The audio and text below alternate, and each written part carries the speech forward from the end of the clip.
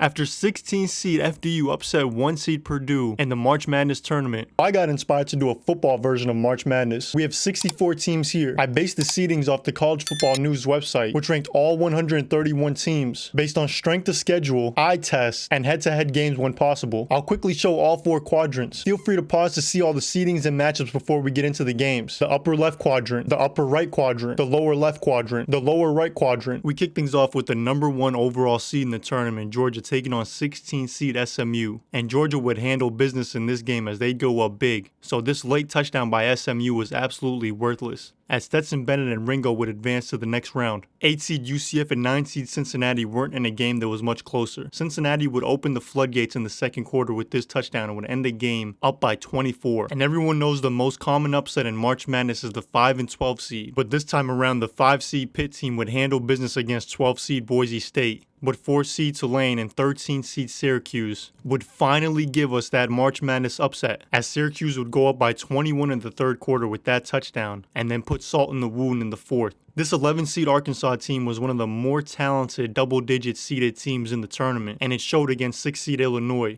as they would take complete control of this game in the first half. 3 seed South Carolina and 14 seed Michigan State had themselves a ball game, but after South Carolina settled for a field goal here, Michigan State would go for touchdowns. We had a football game break out in the middle of the North Carolina-Kentucky game, a battle of 2 blue blood basketball programs, as 7 seed Kentucky was trying to drive down the length of the field to go and win the game against 10 seed North Carolina. However, the UNC defender would knock the ball out of the Kentucky QB's hands and would recover it, leading to this touchdown and the UNC win. 2 seed Washington was struggling against 15 seed Vanderbilt early on, but this touchdown would tie it, and when 15 seed Vandy was trying to go and tie the game themselves in the third quarter, they'd fumble as Washington would recover, killing all their momentum, and in the fourth quarter with one final chance to tie it would throw this interception to lose it. We move on to the bottom left quadrant where 1 seed TCU takes care of business against 16 seed ECU. 8 seed Fresno State and 9 seed Washington State were in a close one. Washington State was up 24-20 in the fourth quarter, and Fresno State was finally making their move as they would drive the length of the field and the quarterback would run the read option to perfection, sealing the win. Jordan Addison and Caleb Williams would lead 5 seed USC against 12 seed Oklahoma State in a blowout victory. But 4 seed Clemson was struggling a little bit against Service Academy program Air Force, the 13 seed, but would score 2 critical touchdowns in the third quarter and were able to avoid the upset. But the same thing couldn't be said for 6 seed UCLA and 11 seed Oklahoma. Down 14 in the third, UCLA would put together a nice drive and throw this touchdown strike to make it a 1-possession game, but the Oklahoma field goal would extend it to 2 possessions again, and UCLA needed this onside kick to have a chance. The Pac-12 champions 3 seed Utah were one of the favorites coming out of this quadrant and would show exactly why against Troy. And we had a wild overtime thriller in the Iowa-Maryland game. 7 seed Iowa was already up by 6 on 10 seed Maryland and would score this touchdown in the fourth quarter, as well as a safety. But 10 seed Maryland wasn't done. With just over a minute left, would score this touchdown and would force a 3-and-out using their timeouts, getting all the way inside Iowa territory before completing this touchdown strike to send it to OT. In overtime, Iowa would settle for a field goal, and Maryland had a chance to win the game with a touchdown. But unfortunately, their quarterback held it for too long and would get hit as he threw it, fumbling the ball and the game. 15 seed Auburn jumped out to a 14-point lead against 2 seed Penn State, and after holding Penn State to a field goal, Tank Bigsby would go on and score a touchdown, extending their lead and completing the biggest upset of the tournament yet. We move on to the upper right quadrant as 1 seed Michigan was taking on 16 seed Georgia Tech. This was a defensive battle all the way through, and Georgia Tech was down just by 2 as they were trying to drive and win this game. Georgia Tech would throw a screen pass that would get shut down, and Michigan would avoid the upset. 8 seed Duke really should have stuck to basketball in this tournament as they got absolutely embarrassed by 9 seed Ole Miss. And we had another big-time basketball program in 12 seed Kansas get destroyed by 5 seed Oregon. We had a big-time SEC matchup as 4 seed LSU was taking on 13 seed Texas A&M, and it was a good one. LSU was up by a touchdown in the fourth quarter, but even though Texas A&M would grind their way all the way down the field and score this touchdown, they would miss the extra point, losing 24-23. 6 seed Mississippi State and 11 seed Mizzou were in a close one early on in the first half, but MI, SSI, PPI State would end up pulling away in the fourth quarter with this speed option that would go for a touchdown. And we would get to watch one of the most shocking games of the tournament as 3 seed Notre Dame was losing in the second half to 14 seed UTSA. UTSA would kick this field goal, but it was still a one-possession game and Notre Dame had a chance to go ahead and win it. But with the game on the line, Notre Dame would choke, and we had one of the biggest talent for talent upsets of the tournament. 7-seed Texas Tech and 10-seed Houston were in a close game of their own, and after Houston forced Texas Tech to punt with this sack, Houston would be backed up at their 1-yard line and needed a miracle to go and try and win this game. But as they say, Houston, we have a problem, and they'd get tackled short of the first down, ending their hopes. Undoubtedly the best 2-seed in the tournament, Alabama, was taking on 15-seed Iowa State. And what did you think was going to happen? Come on, man. You just knew Bryce Young was going to take care of business, and they were one of the favorites of the tournament. In the bottom right quadrant, we had a rematch of the 2001 National Championship game as 1-seed Ohio State was taking on 16-seed Miami. This 16-seed Miami team was easily the most talented of the 16 seeds, and they were going to give Ohio State a run for their money, as Miami was up by 1 in the third quarter.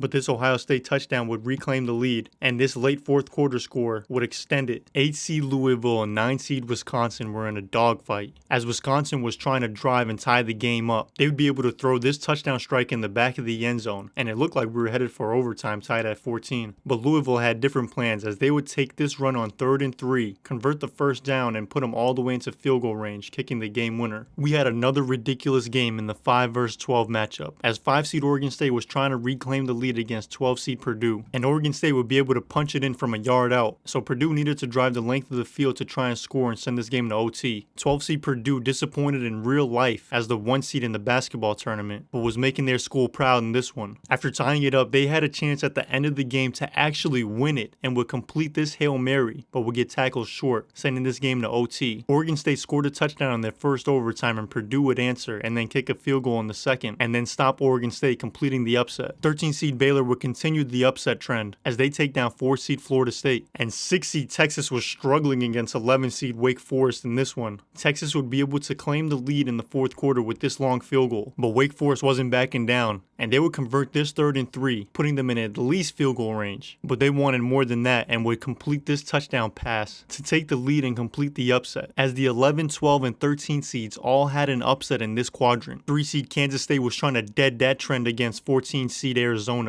but it wasn't going to be easy, as Arizona would score that touchdown, but on 4th and 3 with the game on the line wouldn't be able to convert, and we'd watched as 10-seed Florida was losing to 7-seed Minnesota in the fourth quarter. Florida needed a stop on this 3rd down but wouldn't be able to get it, and Minnesota would leverage it into another first down and then a field goal, which was too big of a lead too late. 15-seed BYU was up on 2-seed Tennessee in the third quarter until this touchdown pass, cutting the lead down to 3, but the Mormons would go ahead and answer with another touchdown, and with just 3 seconds left in the game, Tennessee needed a miracle, and this is what March Madness is all about, as they'd complete the Hail Mary and avoid the upset. With the round of 32 set, I'll quickly show all 4 quadrants again. The upper left quadrant, the upper right quadrant, the lower left quadrant, the lower right quadrant. The number 1 overall Georgia team again had no troubles in the second round, this time against Cincinnati, and 13-seed Syracuse was up by 16 on 5-seed Pitt. But after Pitt scored this touchdown, they were able to get the ball back and had a chance at tying it late in the fourth quarter. This deep completion would get him inside Syracuse territory, but on a 4th and 8 would throw a screen pass that would get devoured, and the 13 seed would continue their magical run. We were guaranteed to have a double-digit seed advance to the next round in this game between 11-seed Arkansas and 14-seed Michigan State. Arkansas wouldn't let Michigan State score a single point and would advance. 2-seed Washington was again in another close game against North Carolina, but in the fourth quarter when they needed to score, Washington would punch it in, but North Carolina still had a chance with just under a minute left. Nope, wait, never mind. And the lower left quadrant, 1-seed TCU and Max Duggan would easily take care of 8-seed Fresno State. And there might not have been more talent on one field than there was in this game between 5-seed USC and 4-seed Clemson. Late in the fourth quarter, the teams were tied at 20, but Caleb Williams would run it in to give them the lead and then put it away with less than a minute left. 3-seed Utah, who was one of the favorites in this bracket, would get smacked by 11-seed Oklahoma. And this game between 15-seed Auburn and 7-seed Iowa was another instant classic. After Iowa managed to get all the way down to the goal line, they'd get stopped just short of the touchdown, which would have sent this game to overtime. In the upper right quadrant, 1-seed Michigan and 9-seed Ole Miss were in a fight. Ole Miss was backed up inside their own 30-yard line and would convert a critical 3rd and 2, and then another even bigger 4th and 6 to extend this drive. This pass would set up a chip shot field goal to let Ole Miss upset the 1-seed Michigan team. our first 1 seed to get knocked out of the tournament. We had another crazy game with 5 seed Oregon and 4 seed LSU. Down by 2 touchdowns in the third quarter, LSU would go ahead and put together a touchdown drive, cutting the lead down to just 1 score. And in the fourth quarter, LSU would be able to score another touchdown, this time tying it up. LSU would go ahead to make a phenomenal goal line stand against Oregon, who were knocking at their doorsteps, but would have to settle for a field goal. Inside their own territory and on 4th down, LSU would be able to convert to keep the drive alive. This run by Jaden Daniels would be executed perfectly, and he'd get him inside the 10-yard line. But on 3rd and 12, LSU's magic would run out, as Jaden Daniels would throw a critical interception, which meant they couldn't even kick the field goal to go to OT. And speaking of magic running out,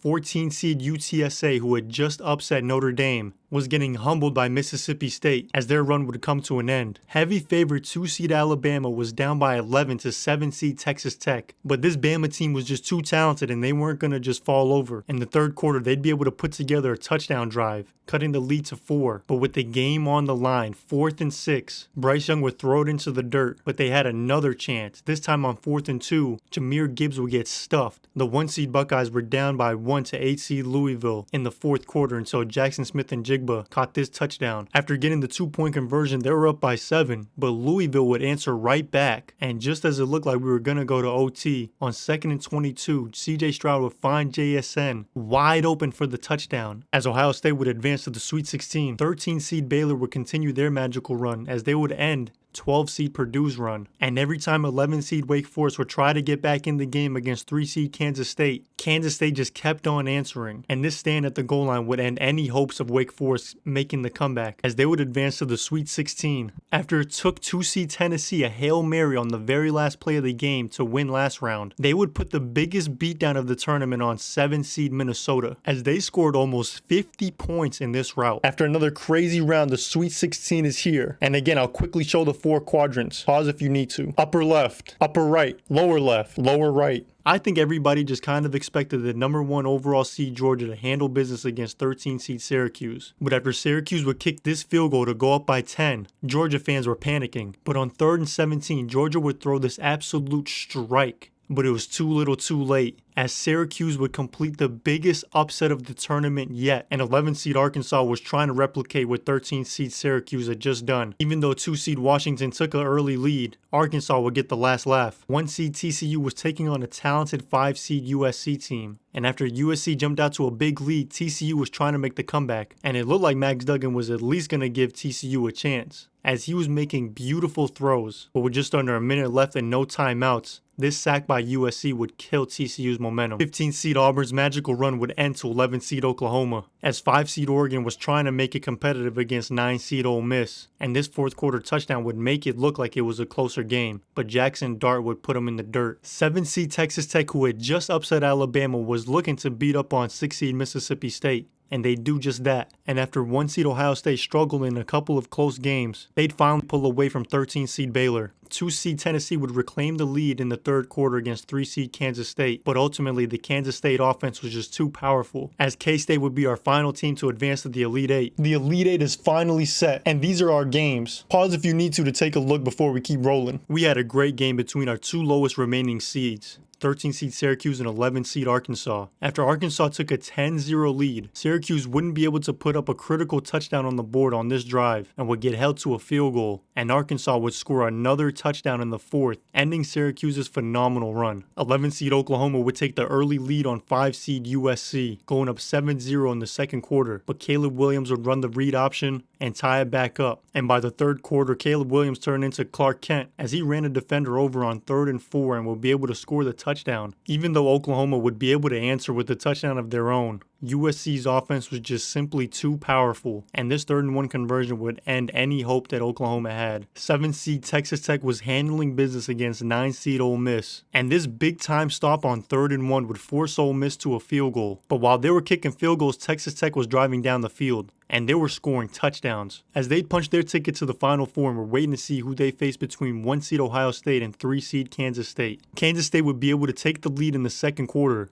and we're up 2 touchdowns on the Buckeyes by the third. So this drive needed to end in a touchdown for Ohio State to have a chance. And on 3rd and goal, they'd score, cutting the lead to 1 possession after getting the ball back just before the 4th quarter. This completion to their tight end would get them down to the 1-yard line, but after getting backed up a couple of plays, they'd convert the long 3rd and goal for a touchdown and then punch in the game-winning score with just a couple seconds left. We have the 4 teams representing each quadrant. 11 seed Arkansas representing the top left, 5 seed USC representing the bottom left, 7 seed Texas Tech representing the top right, and the highest remaining seed left, Ohio State, representing the bottom right. Caleb Williams and USC were up 7-0 in the first quarter, but that wouldn't last for long as Arkansas would take complete control of this game for the rest of the half. The Arkansas defense stepped it up in the second half, and Caleb Williams was smothered. Ohio State was trying to replicate what Arkansas did in their matchup. That meant putting up a lot of points and shutting down the other team's offense. Ohio State would be able to take a 14-0 lead in the second quarter, and then just before the half, this 3rd and 5, where CJ Stroud had all day to throw, would be converted into a touchdown. The 1 seed would win in a rout against 7 seed Texas Tech. And here we go, the championship game between 11 seed Arkansas and 1 seed Ohio State. This game was what March Madness was all about. An 11 seed would make it all the way to the championship game against a 1 seed. And after Arkansas settled for a field goal here in the second quarter, they threw this strike over the middle of the field and scored a touchdown. Ohio State would get a field goal just before the break, so it was 13-10 going into halftime. The Arkansas defense made a huge stand on this 3rd and 10, sacking CJ Stroud and forcing Ohio State to kick a field goal, keeping it to a 1-possession game. But Ohio State's defense would do their thing, and after a 3rd down stop, they would stop them on 4th down. Arkansas would burn all of their timeouts, and this critical 3rd down stop would give them the ball back. However, Arkansas must have replaced their coach with a complete imbecile, because this guy was calling halfback draws with the game on the line. And 1 seed Ohio State would end up winning the tournament, becoming our first annual NCAA Football March Madness champion, a tournament I hope to do every year going forward. If you enjoyed this video, please drop a like and subscribe.